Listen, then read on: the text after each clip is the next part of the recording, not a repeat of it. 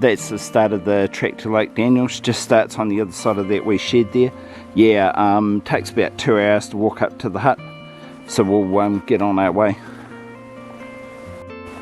So the first bit of the track up to the sluice box is walking across flat ground at the start of the track, and then it's a bit hillier further on. That's the sluice box. It's a footbridge over the Maruria River. So that's looking up the Maruria River from the sluice box. That's looking downriver from the sluice box.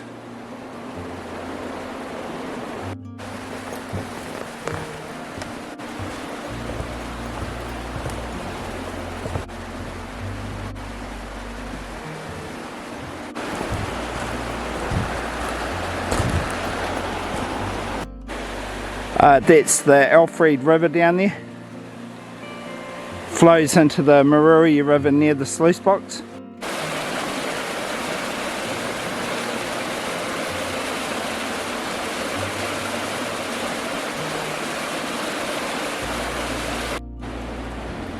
It's a Alfred River sign. Some areas of boardwalk on this track in the wettest, boggiest places.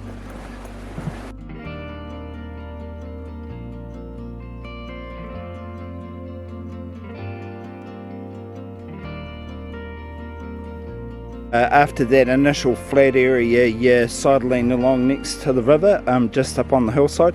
Yeah, this is typical track.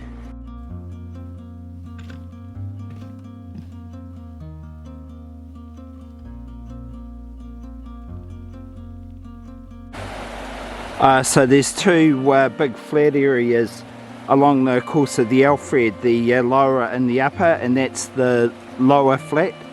Yeah, good camping out there. If you can get across the river, it's really wet on this side of the river. There's a deer sign down there on that river flat. You can see some footprints from deer. So between the lower flat and the upper flat, you're walking through beech forest with some big old beech trees.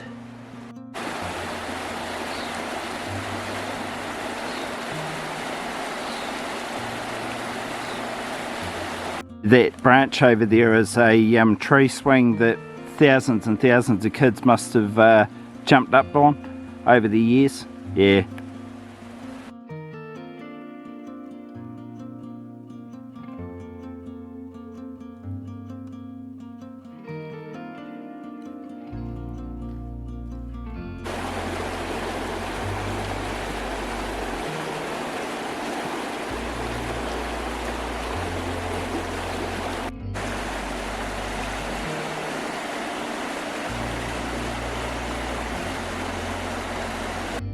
Between the lower and upper flats, you have to climb up above a gorge in the river.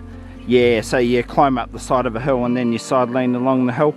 The maximum height that you gain is about 100-150 metres, so it's not that bad.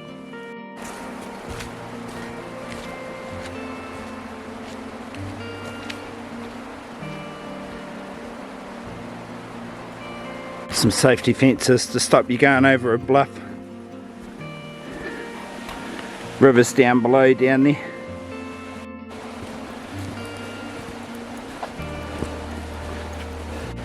Real classic goblin forest through here. Mossy.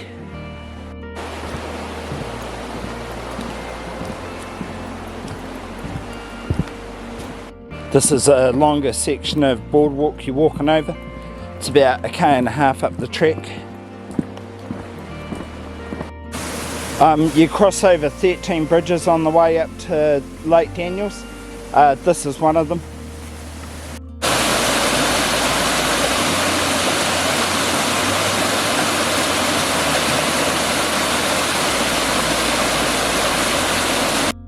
Yeah, the bridges make this an all-weather track. Back before the 90s, the track was a lot rougher than this, and there were only a couple of bridges, so you couldn't really come up here if it was hosing with rain. Yeah. That's the second or upper river flat. Yeah, good camping there too. That's an oddity. That's a big massive chunk of pumice. Don't know why the hell it's up here. There's no volcanoes. There were never any volcanoes up here. Really weird. These are red beech through here. Big.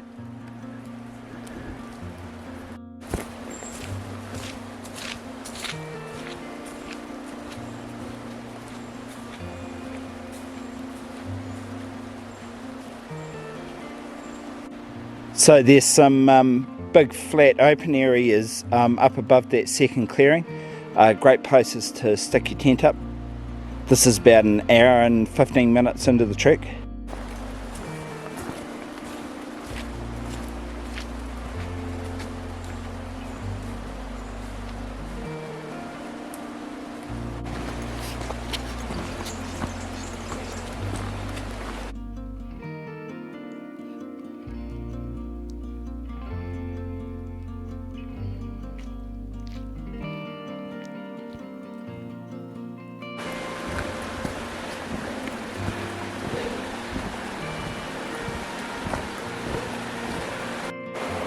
So there's a point up above the upper flats where you can get down to the river. You can actually cross the river here. There's a ford just up the river a little bit.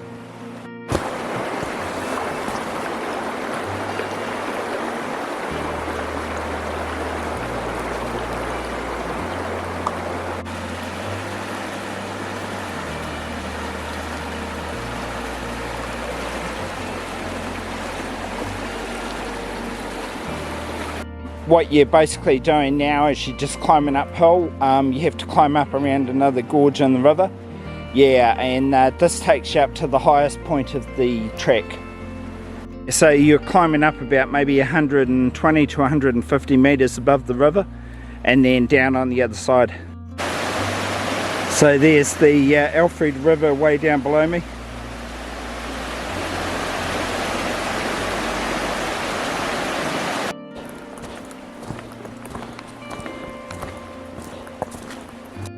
Big old log that's fallen down by the side of the river, side of the trek. So I'm at Troll Bridge, and that's basically halfway between the road end and the hut. Yeah, so the halfway point of the trek.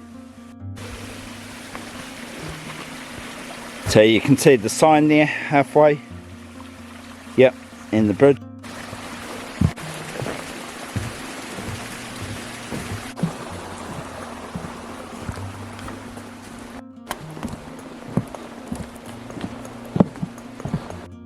There's a wee clearing there that you can go down for a view down towards the river.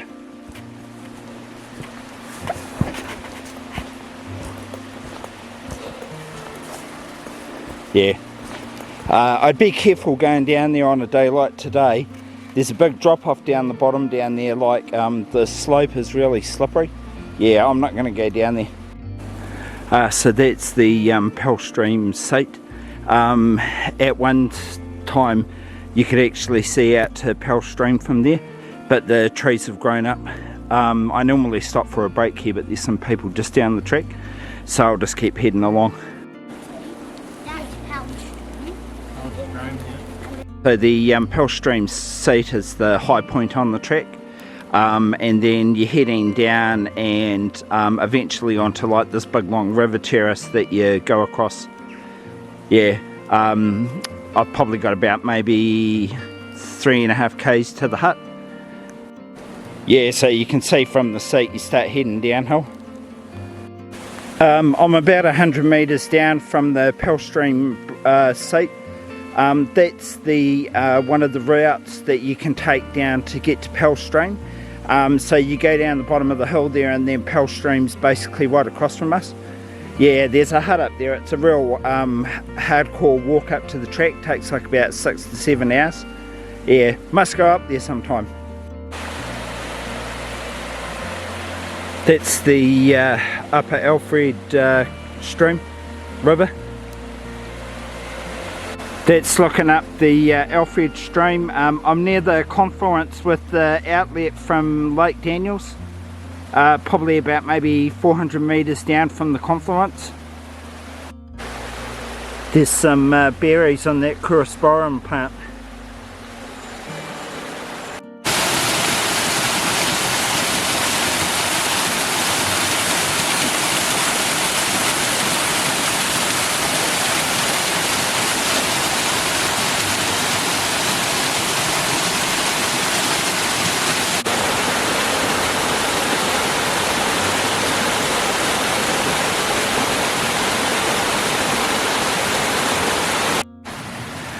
So that wee stream there, that's the outlet stream from Lake Daniell's.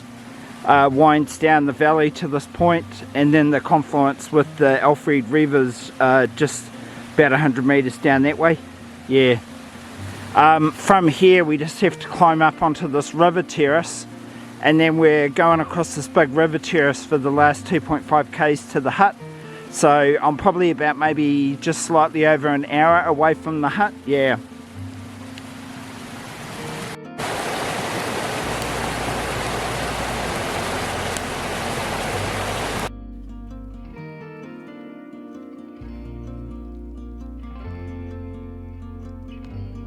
Yeah, so the last 2.5 k's of the track are like this. It's just like winding through the beech forest, relatively flat.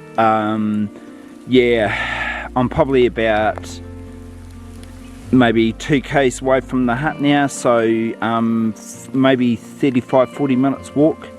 Yeah, might be a bit closer than that. I had to put my jacket on, it's raining too much. Yeah, so I've been walking for about 2 hours and 10 minutes.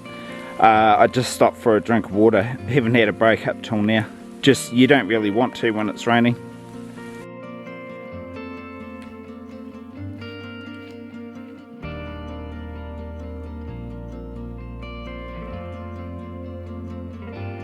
There's this hollow log here that you go past every time you go up to Lake Daniell's. It's like a track marker, really.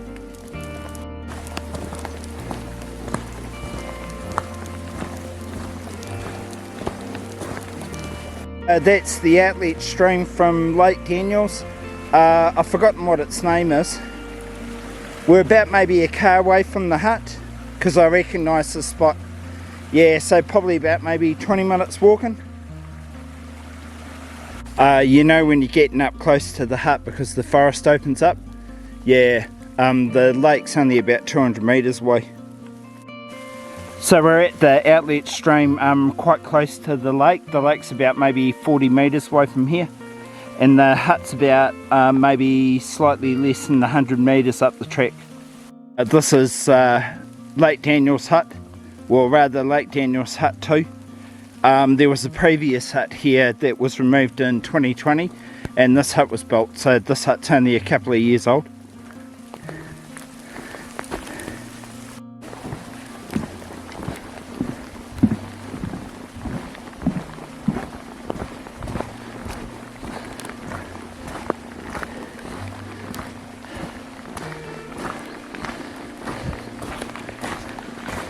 Yeah, end of the track. That's Lake Daniell's, or Lake Daniell actually.